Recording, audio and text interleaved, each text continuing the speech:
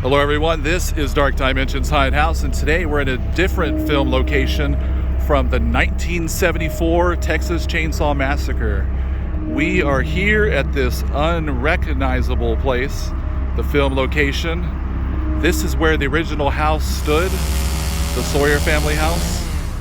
So this is the road right here. This is where she's running out, trying to get away from Leatherface and the hitchhiker. It is totally different than how I would have imagined it. They've already built up. So yeah, we're in Round Rock, Texas. The original house is now turned into a cafe, which is relocated and restored in Kingsland, Texas, which is a little bit west of Austin. But yeah, this right here, the road right here where she's running away, trying to get away. The truck picks her up. Yeah, crazy. My kids are excited because the new game's coming out, Texas Chainsaw Massacre. It's gonna be brand new for 2023. They've already been checking out gameplay and all that kind of stuff.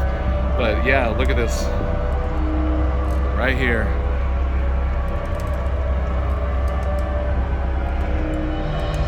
You can check out our other videos where we've gone to Bastrop, Texas to check out the gas station. We've gone to Leander, Texas to check out the cemetery from the 1974. And then this is Round Rock.